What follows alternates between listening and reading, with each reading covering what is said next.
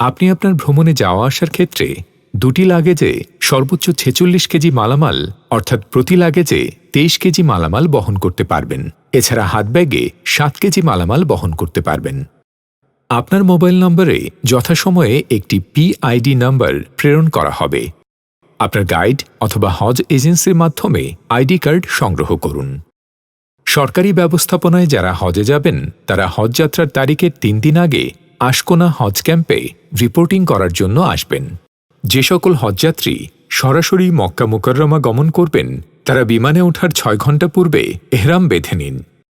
যারা সরাসরি মদিনা শরীফে যাবেন তারা মদিনা থেকে মক্কা যাওয়ার আগে এহরাম বাঁধবেন। মনে রাখবেন, passport, visa, ticket, ID card, Covid certificate copy এসব চেক করে নিজের কাছে রাখুন। আপনি যদি বিমান বাংলাদেশ এয়ারলাইন্স অথবা সৌদি এয়ারলাইন্স অথবা ফ্লাইনাস এয়ারলাইন্সের হজযাত্রী হন, আপনার ফ্লাইটের নির্ধারিত সময়ের 8 ঘণ্টা পূর্বে আশকোনা হজ ক্যাম্পে আসুন। আপনার গাইডের সহায়তায় ইমিগ্রেশন সম্পূর্ণ করুন।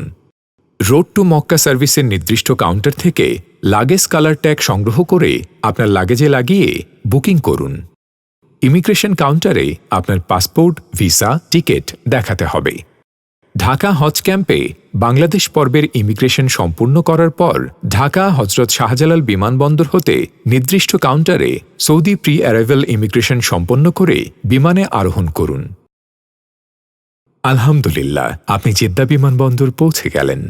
যাদের প্রি অ্যারাইভাল ইমিগ্রেশন বাংলাদেশে সম্পন্ন হয়েছে তাদেরকে সরাসরি হজ টার্মিনালের বাংলাদেশ প্লাজায় নিয়ে আসা হবে।